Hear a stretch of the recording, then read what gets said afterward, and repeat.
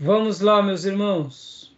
Continuando aqui, nosso segundo dia de aula de introdução ao Novo Testamento 1, na parte B, segunda parte.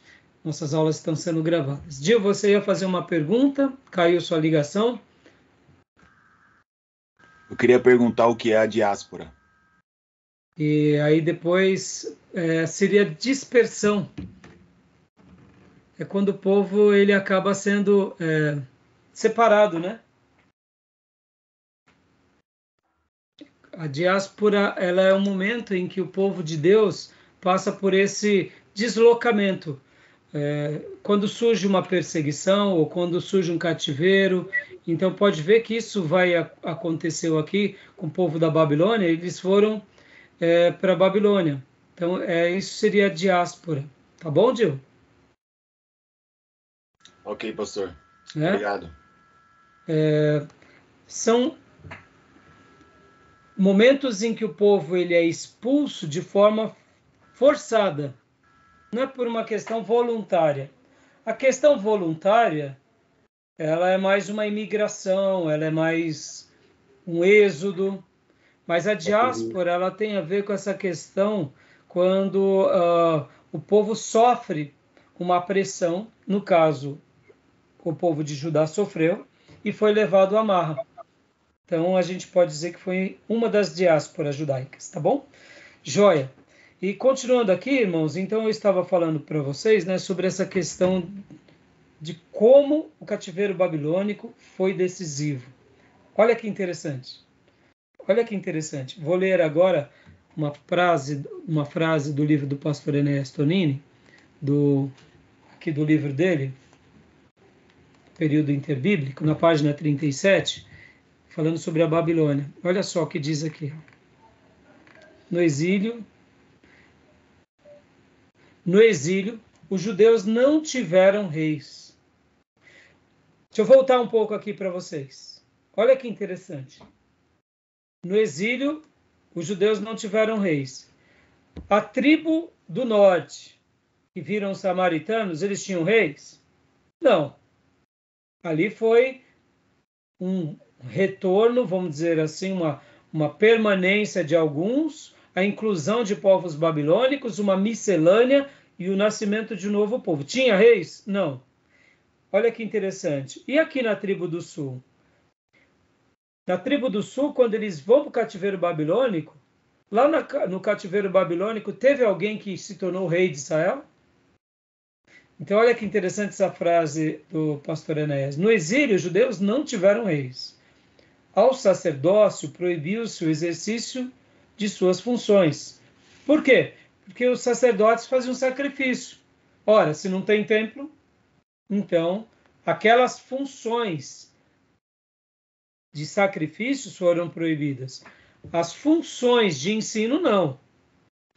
Então, eles continuavam ensinando, eles continuavam pastoreando, mas as cerimônias, as festas de o sacrifício, que era uma função propriamente dita dos sacerdotes, e a entrada do Santo dos Santos, que era do sumo sacerdote, não tinha mais como se fazer, porque não tinha mais templo.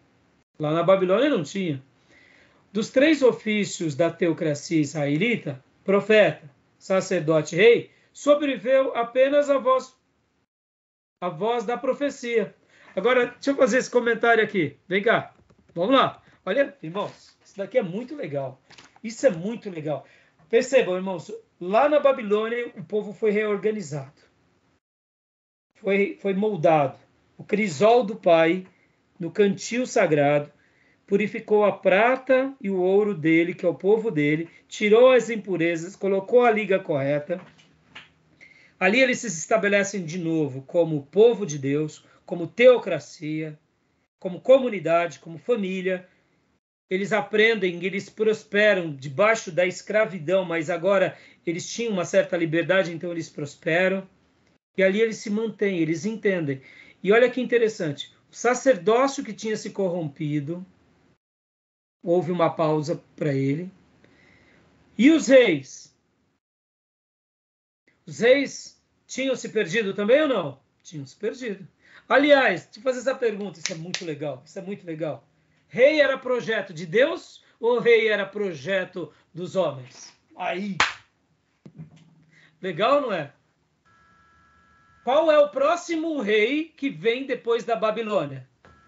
Que é levantado do povo judeu. Vamos ver, eu quero ouvir. Que nem na igreja, eu quero ouvir dos irmãos. Jesus. Jesus! Tá entendendo? Ou seja, a teocracia na sua essência, como era? Porque Deus tinha dito, olha, não queira rei, não queira rei. Quis rei, tá bom. Uma das tribos ainda se manteve por amor a Davi. Mas não era projeto sagrado de Deus. Foi permissão de Deus. Mas o ministério profético se manteve. E outras essências. Os profetas foram, eu diria, a fina flor dos ministros que Deus preservou. E, claro, tiveram muitos profetas que se corromperam, mas a quantidade de profetas que se mantiveram fiel, trazendo o povo de volta, foi enorme. Então, dos únicos ofícios que se manteve na Babilônia foi o profético. E quando não foi o profético, foi a profecia sagrada, em que o povo tinha agora a profecia da sua história, a lei, os livros históricos, poéticos. Eles tinham agora a profecia, que é o Velho Testamento até então, como o legado daquilo que eles poderiam fazer. Entenderam como Deus faz com que o cativeiro babilônico reconfigure a história desse povo? Outro detalhe, irmãos. Até hoje, o povo judeu é um povo comerciante ou não? Negociante ou não? Nossa, eles, no setor financeiro não tem para ninguém. Tem para ninguém. Agora, perceba, eles têm a lojinha, vendem o tecido, comercializa aqui. Acho que isso aí não é só judeu, viu? É os irmãos dele, né? Os primos. Eles usaram. Por quê? Porque o que os judeus aprenderam de uma forma muito grande na história, principalmente o cativeiro babilônico, a comercializar, a serem o quê? Independentes. Em outras palavras, serem empreendedores. Deixa eu ensinar um segredo aqui para vocês. Judeu, ele geralmente, quando você vai ver, eles guardam ouro. E quando o judeu guarda ouro, eles guardam... O que vocês acham? Eles guardam ouro em moeda ou em barra? Barra ou em moedas? Acho que moedas, mais fácil de transportar. Moedas, porque moeda você tem troco. Você consegue dar uma moedinha e barra, você perdeu a barra, perdeu tudo. Então, é interessante você ver, só parece bobeira, irmãos, mas isso ensina até nós cristãos. Quer uma coisa melhor para um servo de Deus e um ministro do que ele ser um empreendedor? Ele viver para ele ser livre, não estar debaixo de ninguém, de nenhuma situação. Então, é muito interessante que os judeus, eles são esse ser autônomo, livre. Onde eles estão, eles criam a sua comunidade, criam os seus comércios, aprendem. Duas características que os povos judeus nos ensinam até hoje. Eles são um povo de trabalho e de estudo e de trabalho. Sim. Toda nação que preserva esses dois valores, ela prospera. O que a gente está fazendo aqui, a gente está sendo um povo de estudo.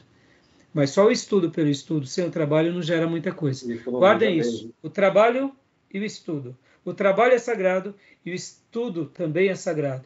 O estudo e o trabalho. Quando a gente põe isso para o resto da nossa vida em prática, além da gente prosperar, a gente vai se tornar sábio. A gente não vai ter demência. Fazer seminário, irmão, vai eliminar Alzheimer. E economia também, né? Vai nos fazer ser mais sábio, tá bom? Então, olha que frase linda aqui. Continuando, ó. Então, sobrou quem? A voz profética. Sobre o profeta recaiu a responsabilidade de toda a liderança. Os fenômenos, graças à providência divina, são recíprocos para as grandes necessidades, grandes homens. Né? Ou seja, os fenômenos, graças à providência divina, são recíprocos.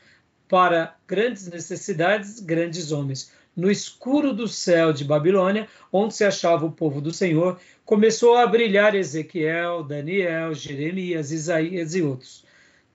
Todos trazem ao povo mensagens de consolação e esperança. Os profetas animaram os exilados. Então, olha que frase linda do pastor Enéas, eu quis mencionar aqui do nosso livro, versículo por versículo, tá bom? Então, continuando aqui, irmãos, rapidamente. Então, Depois, acabem de ler aqui esse material. Finalidade do exílio. Consequência direta do pecado, idolatria, cativeiro, punição e educação. E Nabucodonosor, instrumento de Deus para corrigir a idolatria dos judeus. Né? Profecias do pós-exílio. Aí temos os profetas que vão profetizar no exílio. E temos Ezequiel e Daniel, como nós já sabemos, que foram instrumentos de Deus ali no exílio. E Jeremias, que tinha profetizado tanto a ida quanto a restauração. E Isaías também, irmãos, guardem isso. Olha, a segunda parte de Isaías, do capítulo 40 ao 46, do 66, ele também dedica muitos textos para esse momento de restauração e de renovação. Então é muito interessante isso, tá bom, meus irmãos? Vamos lá. A vida dos que ficam em Judá. Leia para nós essa primeira frase aqui, Júnior, por gentileza.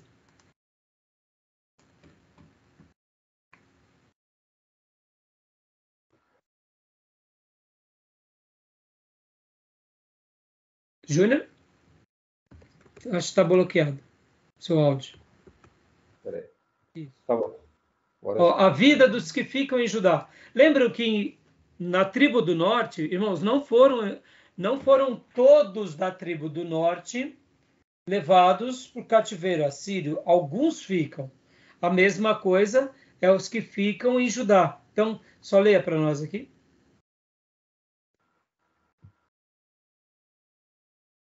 Pode ler, Júnior?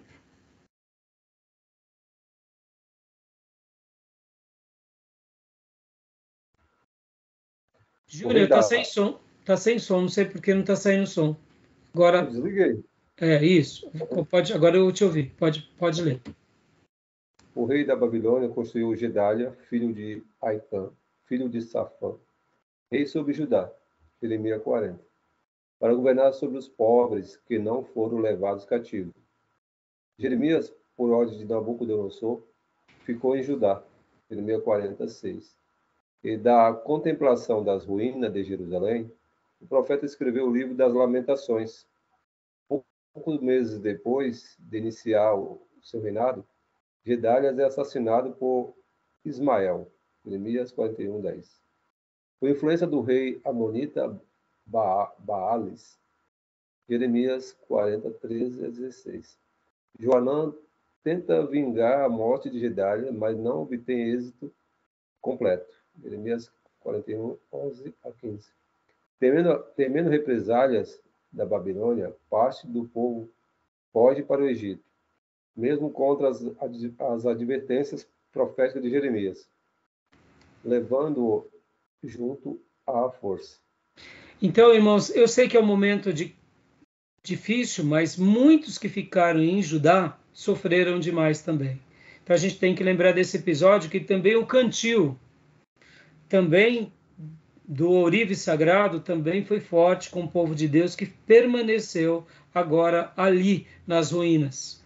O que era pior, ir para a Babilônia ou ficar aqui? Tudo era ruim, né, irmãos? Tudo era ruim. Tudo era ruim. Né? Mas olha que loucura, né? Num primeiro momento, parece que quem foi para a Babilônia sofreu um pouco menos. Essa é a impressão que temos. Mas agora, não dá para a gente saber o que vai ser menos ruim, né? No cativeiro assírio, por exemplo,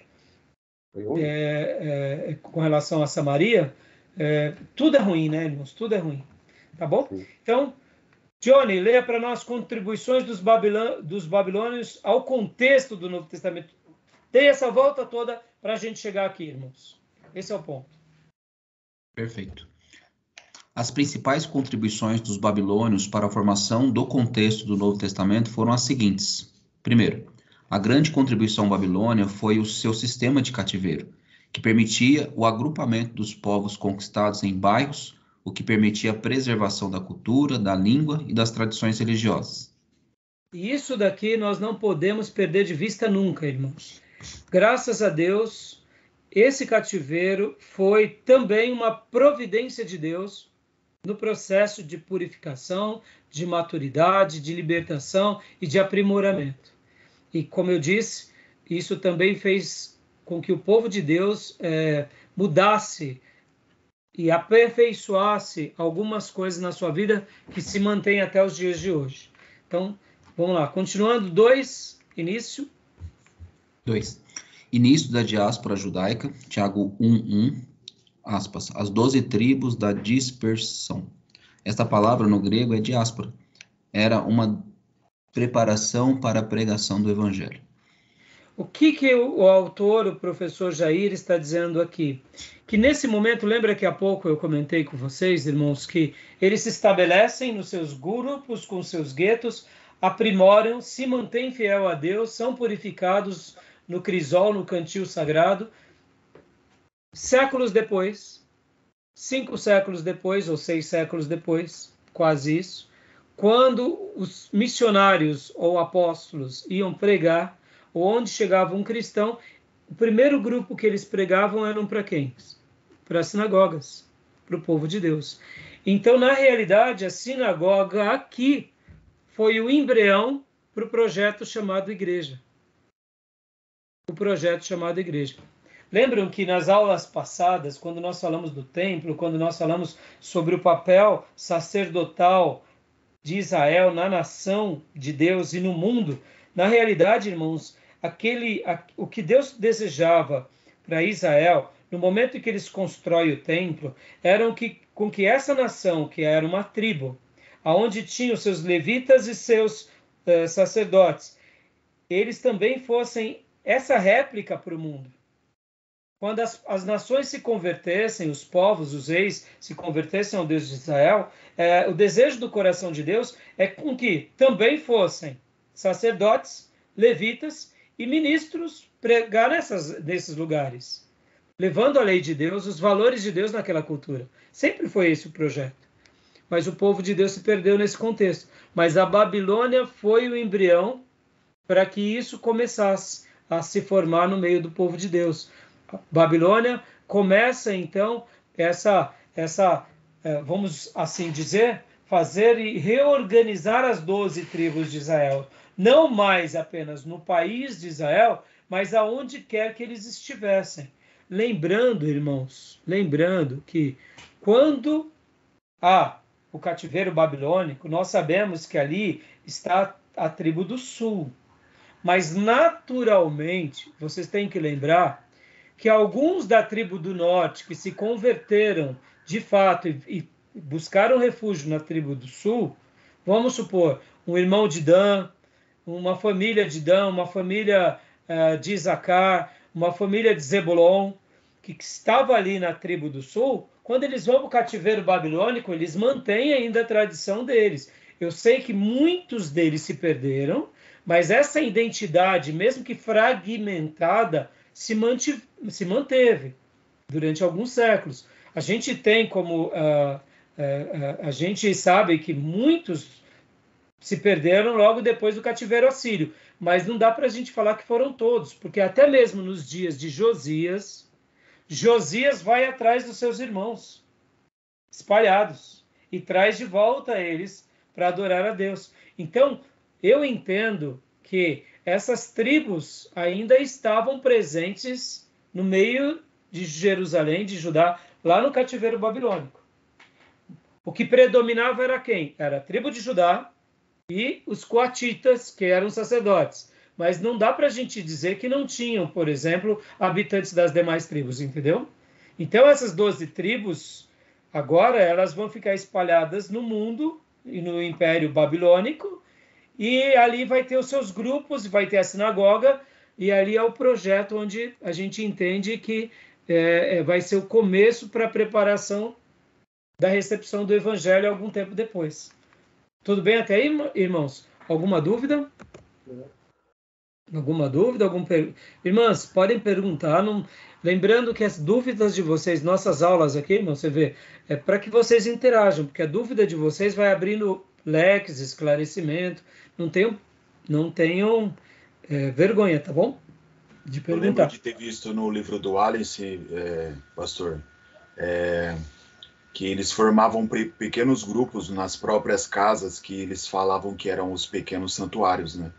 E aí o pastor até acrescentou que logo depois veio ser as sinagogas, né? Eles fizeram as sinagogas. Sim. Então você vê, e o sacerdote passava a ensinar não mais no templo, mas na casa, ou nas casas. Sim. Grupos familiares. O projeto igreja, ele sempre vai ter um fator determinante e umbilical com a família. Igreja tem a ver com família. No dia que a igreja perde esse vínculo com a família, ela vira uma institucionalização, ela está muito próxima de se corromper. Pode ver, enquanto a igreja é família, para ela se perder demora mais tempo. Porque como família nós exercitamos mais amor, mais compaixão, mais misericórdia, mais empatia, menos rigor legalista. Como instituição não, instituição a gente é mais performático. Eu sou o sacerdote, você é o leigo, eu sou a parte dos líderes, você é o povo. Já na família não tem isso. Na família é todo mundo um só. Então, você vê que é interessante que a igreja, nesse formato templo, santuário, ela começa a existir de fato, irmão, só depois do século III, depois de Constantino. Prédios, mausoléus, sabe? Essa ideia, a igreja até o século III era em casas, cenáculos. O irmão mais rico reunia todo mundo ali na casa dele e o pastor ia para lá. E aí, pastor, e aí que o pastor falava era autoridade. Não precisava de tempo para o pastor ter autoridade. O pastor chegou, onde o pastor chegava, chegou o pastor. Porque ele não precisava ter colarinho clerical, veste sagrada. Ele era o líder. Ele era o líder daquele aprisco, daqueles rebanhos. Ele era o sacerdote. Então ele chegava numa casa, ele era respeitado. Ele chegava no irmão rico, ele era respeitado, porque ele era o pastor. E onde ele se reunia? Ele se reunia onde podia. Se tinha perseguição, eles se reuniam escondidos. Então, olha que interessante. O grupo família, né? Ou seja, é um grupo desprendido a qualquer coisa. A única coisa que nos prende é a Deus e ao próximo. Babilônia. Lá no cativeiro babilônio, eles se aprenderam a Deus e ao próximo. Porque o que eles estavam? Não tinha mais nada. É fantástico, irmão. Isso daí é fantástico. Deus, ele tem seus métodos de nos purificar. Isso é maravilhoso, né? Vamos lá. Terceira contribuição, leia para nós, pastor Johnny. Vamos lá. Na Babilônia nasceram as sinagogas. Devido à distância de Jerusalém e à impossibilidade de utilização do templo, que havia sido destruído por Nabucodonosor, o povo passou a adotar uma forma temporária de retenção do conhecimento de Jeová. Os grupos de adoradores passaram a se reunir regularmente em determinadas casas para ouvir sobre a lei, que era lida nesses lugares. Além da leitura das Sagradas Escrituras, havia sempre uma palavra de meditação, o cântico de alguns salmos e a prática de orações. Com o passar do tempo, esses lugares foram reconhecidos pelos líderes religiosos como úteis para manter os judeus unidos em torno da sua identidade nacional e sua religião. Ainda segundo Halley, no período do exílio, algumas influências babilônicas e persas foram introduzidas no judaísmo. Pode ler isso daqui, irmão. Perfeito. Algumas influências sutis das religiões da Babilônia e da Pérsia foram introduzidas nas instruções religiosas dadas pela sinagoga. Essas podem ser vistas nas doutrinas em desenvolvimento acerca da vida depois da morte, angiologia e demonologia. São alguns acréscimos, né? Mas assim, o grande destaque aqui que a gente tem que considerar é esse fato do nascimento da sinagoga. Agora, olha só que pérola, que pérola, que pérola. Olha como Deus, ele transcende os nossos guetos, os nossos critérios, a nossa função ritualística. Esdras, quando ele vai liderar o povo de Deus, quando ele vai ali levar o povo de Deus a conhecer a palavra de Deus, Esdras, vamos dizer assim, ele nasce, cresce e é treinado aonde? Em Israel ou na Babilônia? Babilônia. Magnífico, magnífico. Dá para entender? Como Deus forma lá, exatamente, Neemias. E eu que dei uma ênfase para Esdras, porque Esdras era o sacerdote, era o escriba. E Neemias era o quê? Um copeiro que passa a ser governador. Neemias era um crente, irmão. O que Neemias era lá? Era um crente do império. Ele não era um figurão. Ele não era um figurão de escola sacerdotal. O que ele era? Era um crente piedoso. E foi o quê? Forjado aonde? Lá no palácio babilônico, logo depois Medo-Persa. Por que eu estou fazendo isso, irmãos? Eu estou mostrando como Deus ele vai formando os seus eleitos. Vamos lá. Onde está Paulo, o apóstolo, nos dias de Jesus? Durante os 3 anos de Jesus, aquela história toda. Onde está Paulo, o apóstolo, nos dias de João Batista? Gamaliel. Ou estava aos pés de Gamaliel, ou ele estava em Tarso, sendo formado lá na universidade e depois sendo formado lá também no meio judaicos, ou seja, numa sinagoga muito influente. Né? Ele era fariseu de fariseu, formado aos pés de Gamaliel. Dá para ver que Gamaliel foi mais ou menos o mestrado de Paulo. Sim. Ele vem para Jerusalém logo depois, ali, possivelmente, da morte de Jesus. Ou seja, essa questão de que tem que ser formado aqui, não pode ser formado lá, sabe? Ou seja, Deus transcende a nossa compreensão. Enquanto o povo de Deus se perdeu na terra deles, Deus estava pegando povos de Deus que estavam em outra terra e estava enchendo esse povo de Deus com os valores de Deus. Ou seja, irmãos, não é a terra que vai determinar, não é o prédio que vai determinar, é o nosso coração, aonde quer que a gente esteja. A necessidade, estamos aqui no QG magnífico, em Ferraz de Vasconcelos, na Igreja Batista Missionária, do Seminário Batista, aqui, longe de todo mundo, mas é um QG abençoado, abençoando outras vidas. Distante, mas Deus vai fazendo como Ele quer. Dentro do contexto, né? Deus usa. Oi? Deus usa dentro das necessidades que tem do contexto da época, né? Exatamente. Glória a Deus, né? Bom, aqui, só ler a primeira frase, pastor Johnny, aqui, para nós. A quarta contribuição. Com a multiplicação das sinagogas, as cópias existentes da lei tornaram-se insuficientes para atender a todos, e novas cópias precisaram ser confeccionadas. Aqui que nasce uma escola fortíssima. Pode ler mais um pouco. Perfeito. Em função dessa demanda, alguns judeus acabaram se especializando nesse tipo de cópia, dando origem ao escribismo sagrado, de onde surgem os escribas. Irmãos, olha só que fantástico isso. Isso é magnífico. Enquanto eles estavam lá em Jerusalém, o profeta profetizava, o povo ia ler a Bíblia no templo. Não tinha tanto. Agora precisa. Como que a gente vai saber? Perceba, o povo estava satisfeito com o templo, com as paredes, com o ritual. Mas Deus agora aqui imprima a lei dele. O que eles precisavam? Precisavam da lei. Precisavam da palavra. Olha como Deus ele tem as suas maneiras de fazer com que a palavra dele seja resgatada.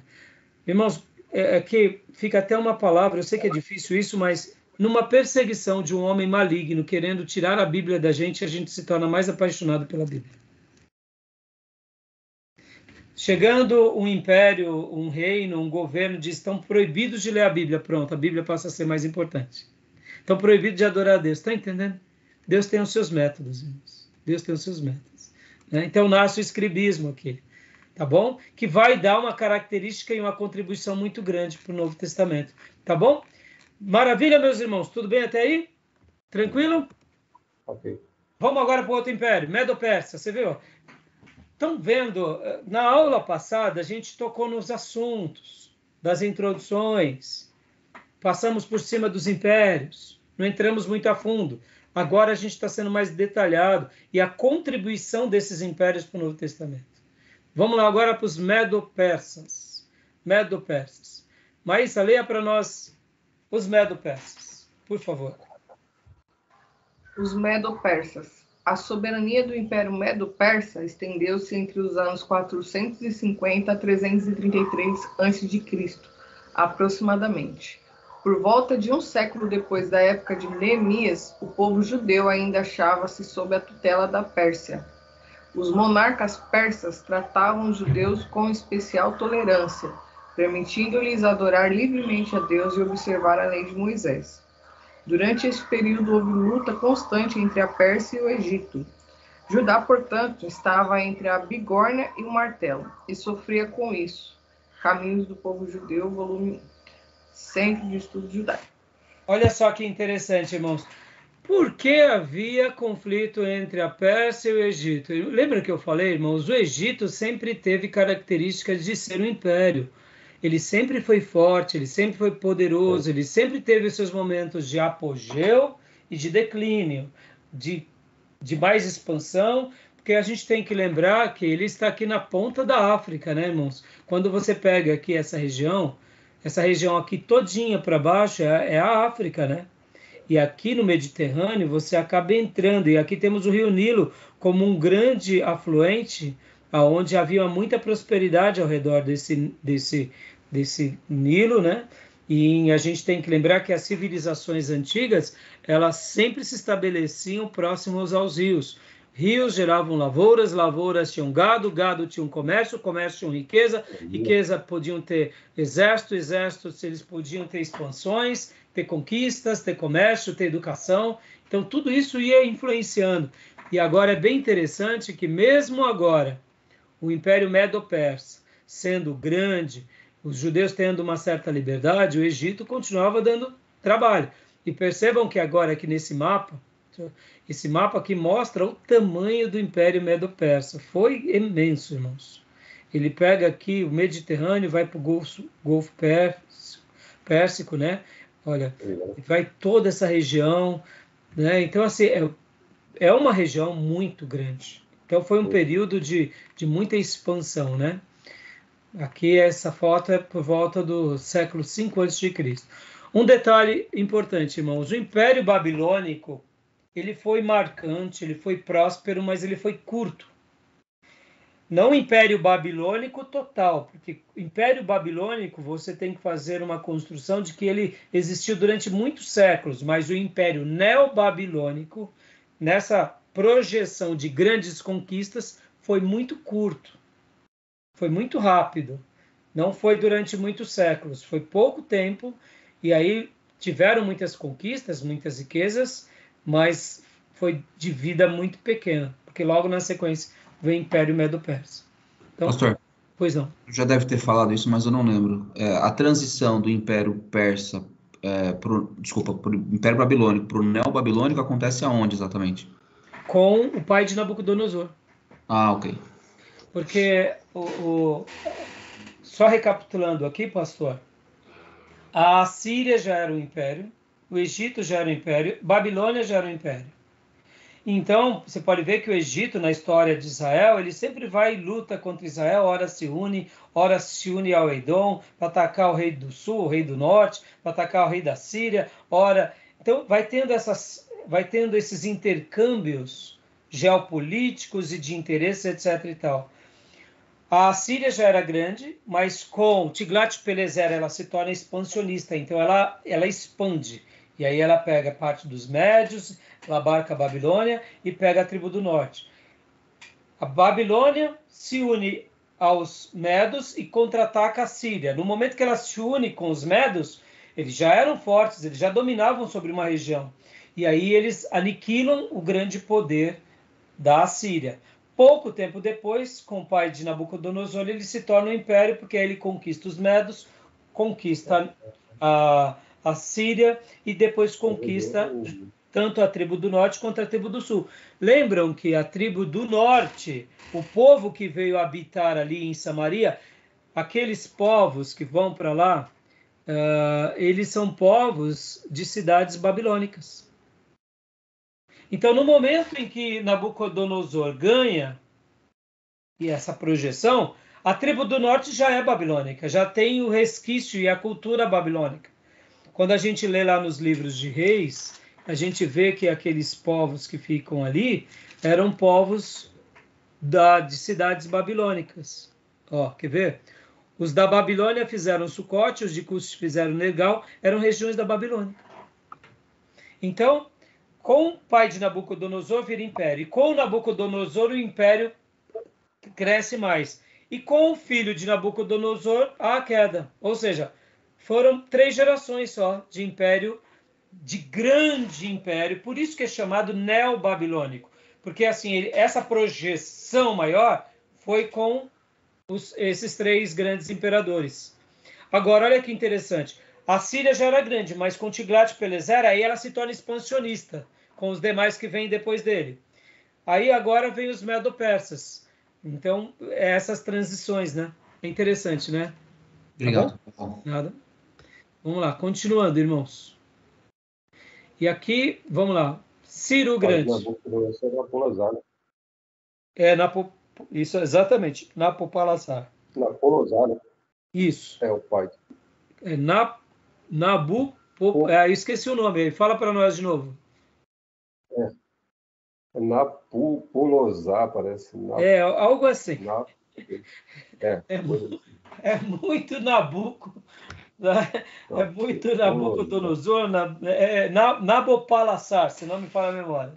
É isso aí. Agora vamos lá. Ciro o Grande. Leia para nós, irmã Maísa, por gentileza. Ciro foi um príncipe persa com ascendência na casa real dos Medos.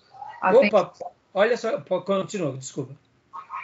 Até então, o povo dominante do Planalto iraniano. Olha só que interessante, né? Então, Ciro, ele era um príncipe persa. Com ascendência na casa real dos Medos. Olha que interessante isso. Continua lendo para nós, irmão. A transição do poder do Império Medo para o Império Persa aconteceu da seguinte forma. Astíases, filho de Ciaxiares, rei da Média, não teve filhos homens. Mandane, sua filha e herdeira do trono por motivos políticos, foi dado em casamento a Cambises, o nobre dos persas. Deste casamento nasceu Ciro. Deixa eu dar uma pausa aqui. Irmãos, como pode um rei de um grande império não ter nem um filhinho homem? Agora eu digo, é Deus pondo a mão na história ou não? Porque não havia uma profecia que vai nascer alguém, que vai ser útil, que vai ser... E aí vem esse rei e tem só mulher. Imagina, agora vamos lá, irmão, vamos recapitular as histórias aqui. Nós estamos falando de um rei. Ele tem a esposa, que é a rainha, tem várias concubinas reais, e depois tem um monte de concubina, e não nasce um menininho aí. Interessante, não? É Deus na história, não é Deus na história. Tem coisas, né, que parece... O que você ia falando, pastor? Não, isso aí é muito, né? É muita coincidência, né? Alguém já disse que não existe coincidência, existe Jesuscidência. Eu gosto disso. Eu acredito demais nisso, irmãos. A provisão de Deus. Né? Os Medo-Persas juntam, né? Então, mas eles se juntam agora, eles não se juntam simplesmente porque vamos se unir. Foi meio que dá para ver que há um propósito divino nessa união, né? Sim. Há uma influência. O rei Medo não tinha filho. A filha dele, que casou-se com Persa, nasce um filho. Então, vamos lá, vamos continuar. Continua para nós, irmã. Certa noite, o rei Medo, Astiages, seu avô, teve um sonho em que uma videira crescia das costas de sua filha Mandame, mãe de Ciro, lançando ramos que envolvia toda a Ásia. Sacerdotes lhe advertiam que a videira era seu neto Ciro, cujo nome persa era Kurush, e que ele tomaria o lugar do velho reino da Média no mundo. Então o rei Medo mandou que seu mordomo o matasse nas montanhas. Dá uma pausa até aí. Olha que interessante. Ele tem um sonho onde uma videira cresce nas costas da sua filha. Oh, meu Deus! E aí ele entende, e lançando os ramos que envolvia toda a Ásia. Não lembra dos sonhos de Nabucodonosor, irmãos? Né? Assim, aquelas questões... Irmãos, eu acredito demais nisso, sabe? Deus, ele tem um controle na história de uma forma tão grande. Lembra Faraó nos dias de José, Nabucodonosor nos dias de Daniel, e agora esse rei Medo, né? E agora, olha só o que ele pede para o mordomo. Leia para nós. Pode continuar, mas por gentileza.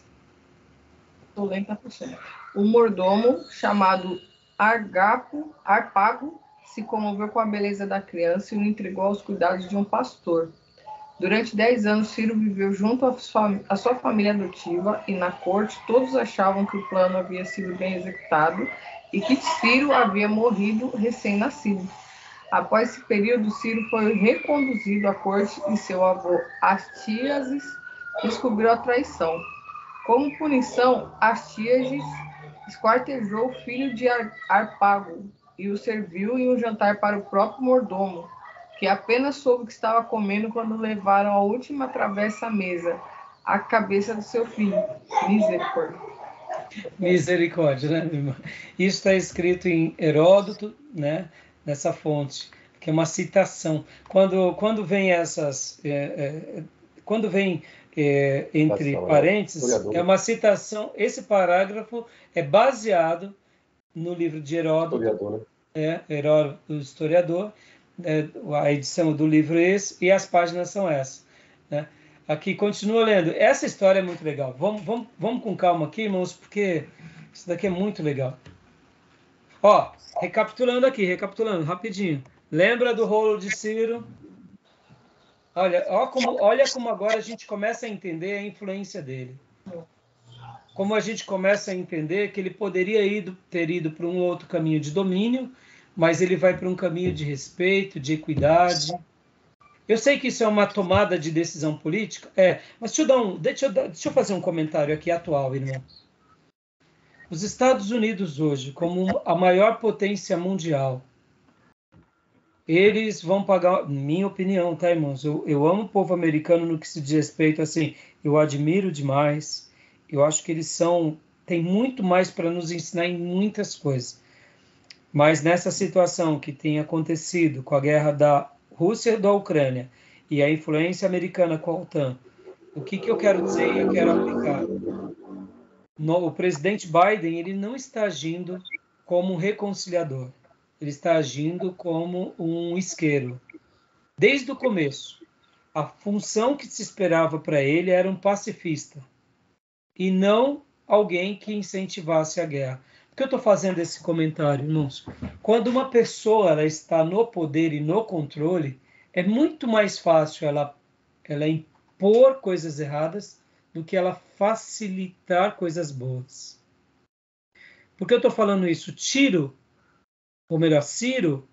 ele vai ser alguém que vai trazer, eu diria, uma dignidade para o povo de Deus e para outras nações, e ele poderia continuar dominando sobre esses grupos. O que eu quero dizer com isso? Eu quero dizer que uma pessoa, quando ela recebe muito poder, e se ela é uma pessoa que tem um caráter muito elevado, e o grupo que está com essa pessoa é um grupo muito altruísta, porque não é somente um rei ou um monarca, é um rei ou um monarca ao lado de outras pessoas. Assim, eles podem fazer aquilo que a gente aprende. Por isso que Provérbios vai dizer para a gente orar pelos reis, porque quando a gente tem reis justos, e a Bíblia vai ensinar isso também, esses homens justos, eles favorecem as coisas entre o povo. Eu vejo agora Deus aqui levantando Ciro como imperador mundial, aonde ele e Dário, eles vão fazer com que os povos dominados não sejam tão destruídos. Por exemplo, o cativeiro assírio era um cativeiro cruel, ele esquartejava as pessoas, arrancavam as mãos, arrancavam as orelhas, arrancavam os pés. Eles eram cruéis, eles eram malignos. Já Nabucodonosor era cruel também, de uma forma, mas assim, nós vemos que há uma certa preservação. Já com Ciro, nós vemos um regresso, o resgate à identidade. Então, irmãos, assim, por que eu estou falando isso? A gente tem que orar muito pelos que presidem, por aqueles que governam, porque quando entra uma pessoa que ela tem um olhar de eu domino sobre o mundo, o que pode acontecer após ele é uma coisa trágica. Na história da humanidade, a gente tem Hitler, a gente tem Mussolini, a gente tem grandes ditadores que eles impõem, eles amassam os outros povos.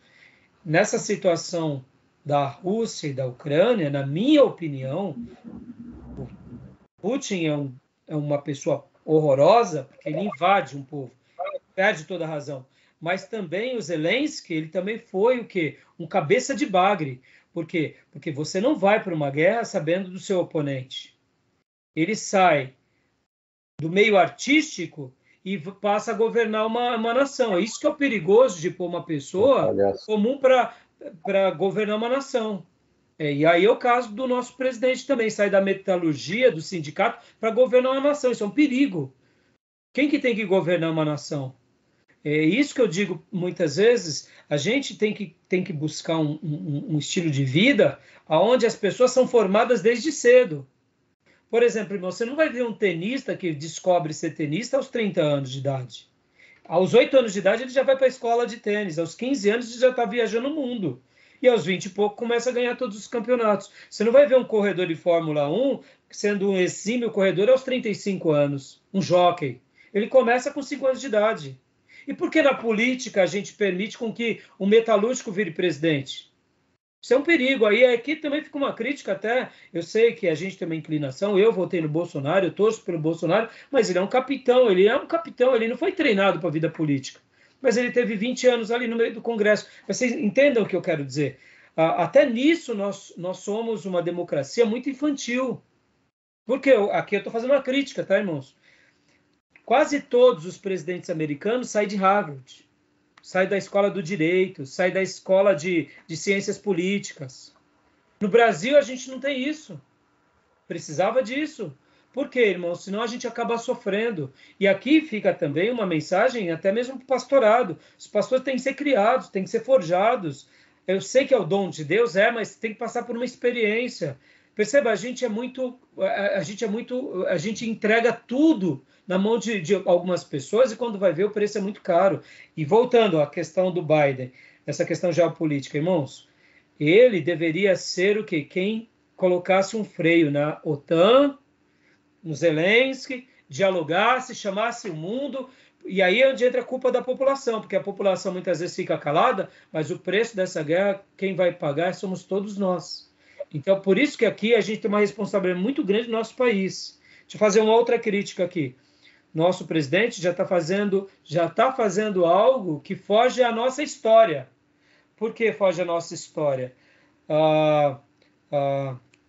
Como que nós chamamos lá o pessoal da diplomacia brasileira mesmo, que cuida, Júnior?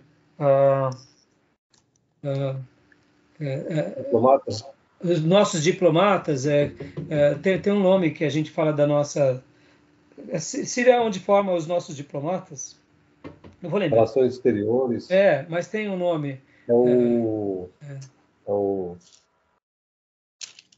Rio Branco, né? Mas tem outro nome. Estou esquecendo agora, mas já eu vou lembrar. O que acontece? Nós sempre fomos imparciais. A nossa história é uma história de imparcialidade. Nunca pendemos para lado nenhum. E a gente tem que se manter assim. Isso é uma história nossa. O ministro russo que veio ao Brasil recentemente, logo depois que o Lula vai fazer... Hã? Senhor não. Não entendi.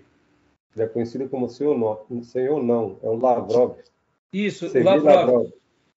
Ele veio para o Brasil, eu não sei se vocês viram, segundo alguns comentaristas, ele veio, eu não vi, mas eu ouvi os comentaristas, ele veio com trajes esportivos. Sim, sim. Ele não veio de paletó. Não. Veio Na mensagem da tênis. diplomacia, os diplomatas, tem um nome que fala, Júnior, eu esqueci onde. Na diplomacia, ali ele passou uma mensagem para o mundo. Eu estou vindo como amigo do presidente do Brasil. Isso é perigoso, irmãos. Ele tinha que vir de terno e gravata. Você está entendendo? No mundo diplomata tem isso. Você não pode receber um general de chinela havaiana de outro país. Tem todas as etiquetas. Tem protocolo, né? Os protocolos. no momento em que você faz isso, é perigoso demais. Por que eu estou falando isso, irmãos? Nós somos servos de Deus e nós temos uma comunidade, nós temos famílias, nós temos uma igreja, e a gente tem que orar pelo nosso presidente para que ele pare de falar besteira, e a gente tem que orar pelo nosso país e temos que se posicionar na neutralidade. Até mesmo esse momento que a gente está vivendo é perigoso demais, irmãos. Esse momento de guerra entre direita e esquerda também é perigoso, irmãos. Tem nações no mundo, seja eles da OTAN, América do Norte, ou seja da Rússia, China, que querem que a gente imploda, porque nós somos o quê? Uma nação riquíssima, que no momento que tivermos uma guerra civil, a nossa riqueza vai ficar naquele que nos dominar. Vocês estão entendendo? E esses cabeças de bagre da política, vale aqui para a direita e para a esquerda, eles estão esquecendo que eles estão numa briguinha de vaidade, e aí é onde entra a nossa voz ativa. E por que eu estou falando tudo isso, irmãos? Porque Ciro, ele faz o caminho inverso. Ele restaura a dignidade do povo, das pessoas, e ele é fundamental na história do Novo Testamento. E aqui fica uma dica para vocês, tá, irmãos? Sem puxar bandeira para cá ou para lá, mas, assim, admito que o nosso presidente tem dilmado demais. Ele tem sido Dilma, tá? Né? Eu digo isso porque eu acompanho demais o mercado financeiro e vocês, irmãos, vocês não têm noção de como ele está dando trabalho, né? Tá bom? E em ver a Dilma lá como presidente do BRICS, meus irmãos, virou chicanísio agora, né? O presidente da República é a Dilma, pelo amor de Deus, eu só dou risada, entendeu? Mas é uma pena. Bom, vamos virar a página aqui, né? E aqui, gosto do pessoal da direita, tendo a direita, mas o Bolsonaro também, o filho dele também, fizeram muitas coisas que também tem que ficar... Graças a Deus ele ficou quieto e ele tem que aprender a ser mais diplomata, né? Fala, filho. Pode falar. O senhor falava a respeito da formação até pastoral, né? Paulo, escrevendo a Timóteo, no capítulo 5 da primeira epístola dele, ele diz para Timóteo não impor as mãos precipitadamente, né? E pelo que eu estou entendendo, ele está falando sobre... Treinamento. Treinamento. Exatamente. Experiência. Aprovação. Ser treinado, ser forjado. Deixa a pessoa ser um diácono, deixa ele ser um pregador, deixa Deus usá-lo. Com o tempo você passa, quando você só impõe a mão, quando estiver bem construído, sem precipitação. É o tal do neófito. Lembrei, Itamaraty, Júnior. O Itamaraty é o que cuida da diplomacia no mundo. O presidente tem que ficar calado, irmãos, em assuntos de questões... Relações exteriores, né? Ele não pode, ele não é diplomata. Pode. Ele está fazendo o papel de um chongo diplomata. Só está comprometendo a gente em todos os sentidos. Agora, quando ele falou sobre a criação do Estado de Israel e depois a criação da Palestina, só falou besteira, tem que ficar quieto. Não tem que falar nada. Né? Então, assim, fica aqui a minha crítica, irmãos. E por que eu estou falando isso, irmãos? Nós somos democratas. Aliás, nós somos um povo que temos a democracia. Ou seja, a gente tem que ter voz e a gente não pode ficar calado, entendeu? A gente tem que falar com respeito, mas que tem dilmado, tá?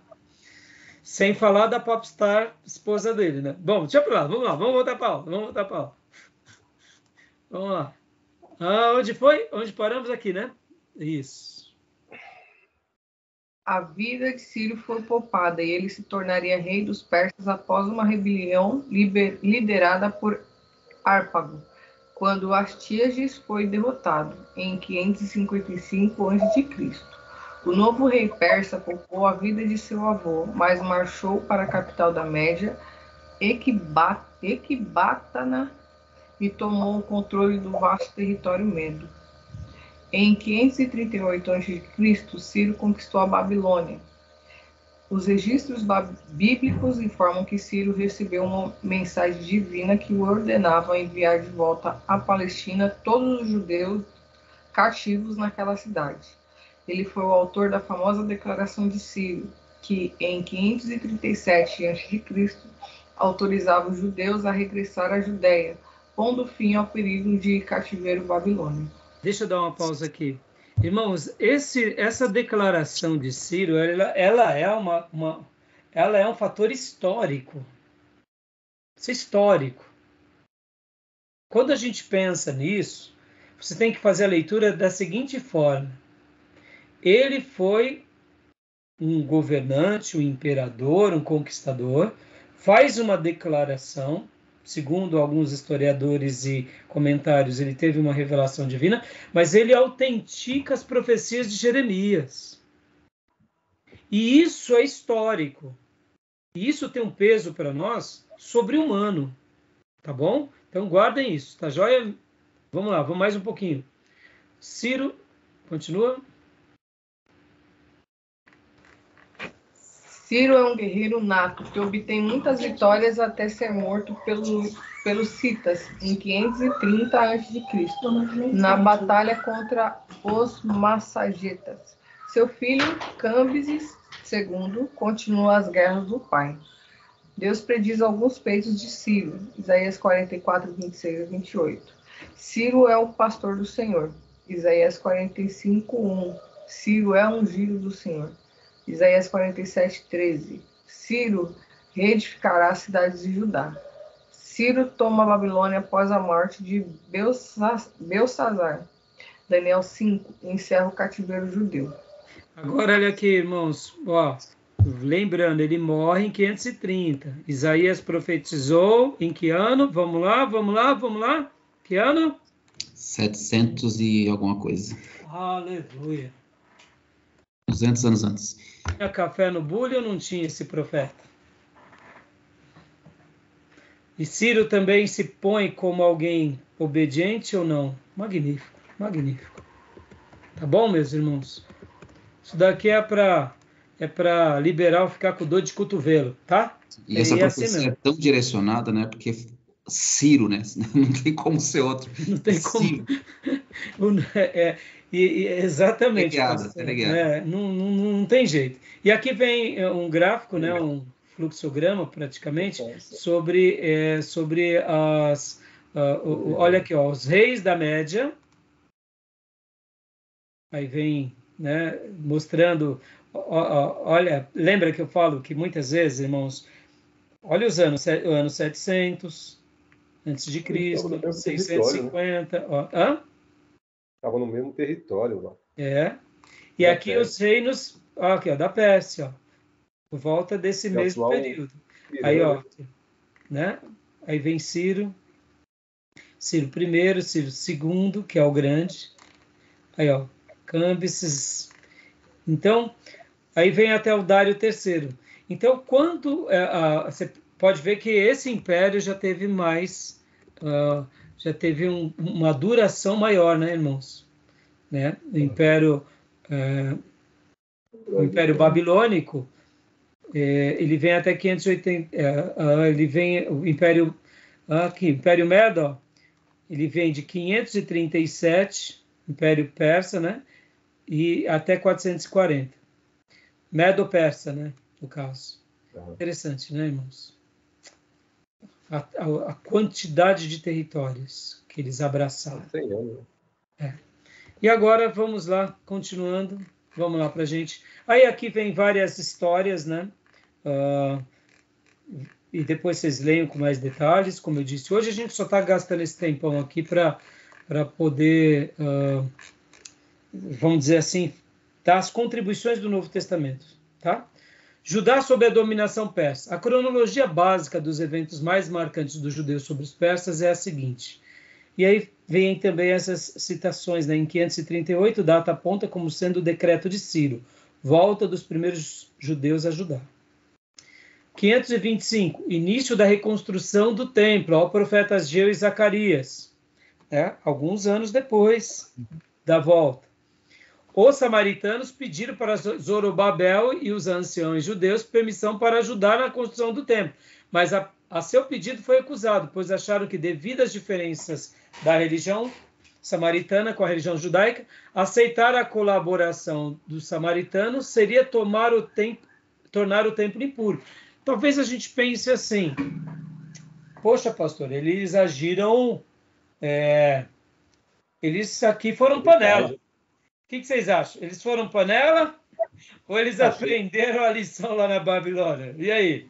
Vamos lá, um breve case aqui. Bom, achei um pouco radicalismo, né? Poderia chamar os irmãos samaritanos? Sim, porque fazia parte, né? Embora perderam um pouco da fé, enfim, mas Podia ser reconquistado novamente, né? Então, aí que entra a questão. Júnior, vamos lá, o que vocês acham, irmão? Fizeram acepção? Foram duros demais? Lembrei de um fato que acontece com o povo de Israel, né? Eles estavam se prostituindo com as nações que estavam ao redor deles.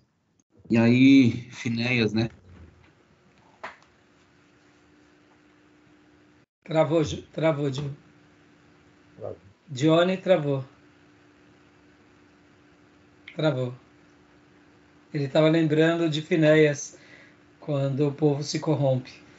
E aqui eu poderia acrescentar ao pastor Johnny o seguinte: lembra nos dias de Neemias, que o povo de Deus começou a casar com outras mulheres, e Neemias bate, arranca o cabelo e a barba de alguns? Então, Júnior, não foi acepção, sabe por quê, Júnior? Porque aqui foi preservação. Porque os samaritanos, eles já estavam todos misturados lá em cima, adorando a Deus e adorando um monte de coisa. Então, eles queriam ajudar a reconstruir o templo, mas eles queriam deixar a marca deles. Entendeu? Essa é a questão. Então, como eles aprenderam lá na Babilônia, o que os samaritanos poderiam se fazer? Aí é outra questão. Eles poderiam se converter ao Deus de Israel na íntegra e abandonar tudo. Então, dá para ver que aqui é aquela questão da preservação. Sabe aquele lance, Júnior? Você está querendo me ajudar a fazer igreja, mas vem cá, você tem os seus ídolos? Então não, você tem que se converter e passar pela porta, entendeu? Pensa assim, ó, Neemias arranca o cabelo...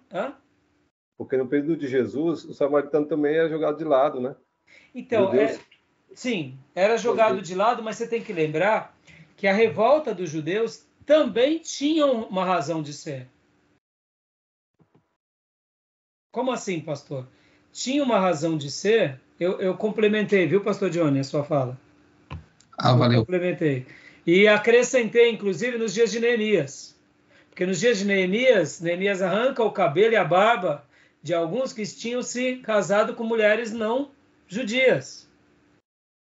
Então, na realidade, o que acontece? Os samaritanos estavam querendo ajudar, mas eles estavam querendo ajudar e continuar as práticas deles, deduzo. Os samaritanos nos dias de Jesus eram rejeitados, mas eles também não davam o braço a torcer. Eles continuavam sendo um povo de miscelânea, querendo adorar Jeová. Esse é o problema, Júnior. Entendeu? Pensem assim, Júnior. O povo de Samaria foi castigado por Deus, como disse os profetas, e eles não se voltaram ao Deus de Israel de todo o coração. Porque depois que tudo acontece em Samaria, eles continuam na miscelânea, adorando ídolos, sacrifícios a outros deuses e ao Deus de Israel. Por isso que também a gente tem que ter assim um critério de aceitação, no sentido de venha para Deus, mas você tem que ser liberto das suas práticas. Pode ver que a mulher samaritana, Jesus cura ela do quê? Da quenguice. Porque ela já tinha 5 maridos e o que ela estava agora era no 6º. Se eu não me engano, era isso, né? Mas ela tinha casado já com 5. E o que ela estava agora não é. Ou seja, o que Jesus estava falando para ela? Filha, deixa de ser quenga. Sim, entendeu? Mas o povo legalista também tinha essas pessoas que praticavam também essas coisas, entendeu? Não, eu entendo, mas aí que está então a questão. Eu não estou aqui fazendo juízo de valor, mas o que eu quero dizer é o seguinte: tinha, mas o povo tinha que se arrepender. Sim, tinha que se arrepender. Então, perceba que muitas vezes a gente pode ir para a religiosidade legalista, mas eu acredito que nesse ponto aqui é a preservação. É a preservação. Sabe aquela história, irmãos? Nós abrimos o nosso seminário aqui e, de repente, para todas as pessoas, e a proposta não é essa. Sabe aquela ideia de igreja ecumênica, que aceita todas? Não é essa, a gente respeita todas, mas nós não compactuamos, entendeu? Essa é a diferença, né? Vamos lá, só para a gente... Bom, então... Aqui paramos, tá, deixa eu só concluir. Bom, aí aqui vem várias datas, tá, meus irmãos? E deixa eu ver aqui rapidinho, vamos lá. Vem as histórias de Esdras, Neemias. Aqui, ó. Vamos ler essa parte aqui, porque aqui fica mais legal, Júnior. Bom, deixa eu só dar uma pausa na gravação, que já deu 1 hora. Deixa eu só dar uma pausa aqui, tá bom? Uhum.